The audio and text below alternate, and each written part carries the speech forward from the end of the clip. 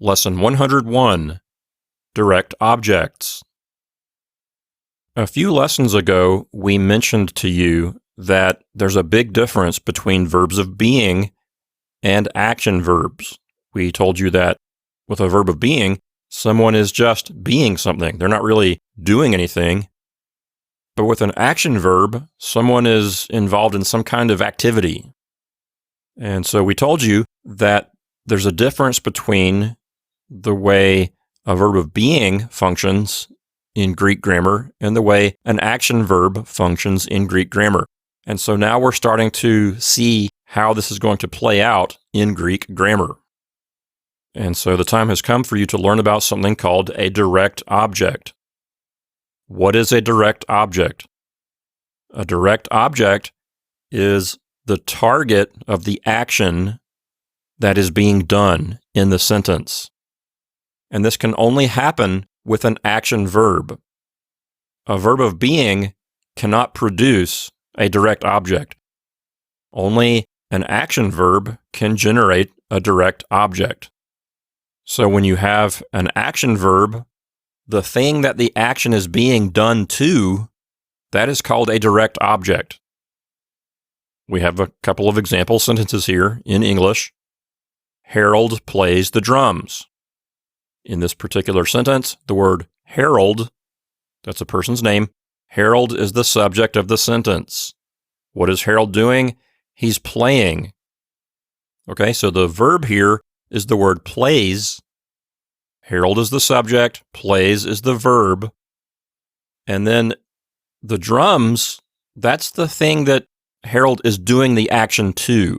It's the target of the action. So in this particular sentence, we can say that the word drums is the direct object. Harold is the subject, plays is the verb, drums is the direct object. That's the target of the action. Notice that the word plays is not a verb of being, it's an action verb. With a verb of being, the grammar adds up in a different kind of way. So this is where you're starting to see a difference in the behavior of verbs of being and action verbs. Only an action verb can generate a direct object. A verb of being can generate a different thing called a predicate nominative, which you'll learn about in the next lesson. But for right now, we have action verbs, and they are acting upon something that grammatically we call a direct object. Moving on to the next example sentence, Helen ate the orange. Helen is the subject of the sentence. The verb is ate. Okay, so subject is Helen, verb is ate, and then the orange, that's the thing that she did the action to. She acted upon the orange. The orange was the target of the activity of eating. So in this sentence, the word orange is the direct object. Let's go through our exercise sentences. In exercise number 1, Mr. Jones is the subject of the sentence. The verb is bought, and then the thing that the action is being done to, the activity of buying, is being done to the newspaper. So the word newspaper is the direct object. In number 2, I is the subject. The verb is comprised of both the word will and see. It's a future tense verb, so it's got 2 words to it, will see. And the activity is being done to the movie. So the word movie is the direct object. That's the target of the activity of seeing. Number 3, Harry is playing the trombone. Harry is the subject.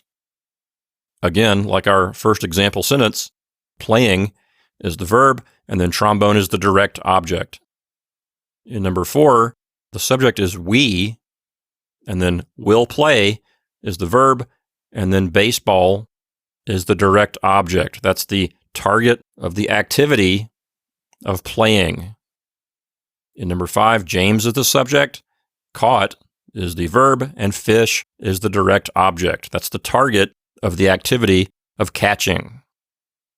In number 6, they is the subject, broke is the verb, and radio is the direct object. The radio is the person or thing in the sentence that the activity was done to. In number 7, y'all is the subject, painted is the verb, and then building is the direct object. That's the target of the activity. In number 8, we is the subject, listened is the verb. I suppose technically you could throw in the word to and say to is part of the verb. The idea is to listen to something. And then the word speech is the direct object.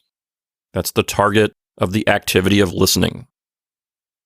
In number 9, Mr. Underwood is the subject. The verb is lost.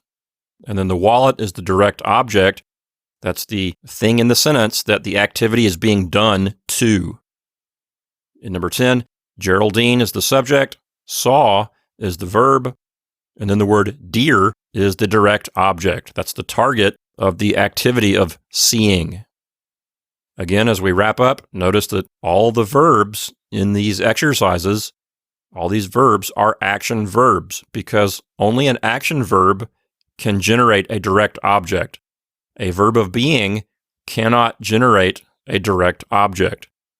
A verb of being can generate a different thing called a predicate nominative, which you will learn about later. If you just say, I am something, then the something that you're saying that you are, that's not a direct object because the verb is not an action verb.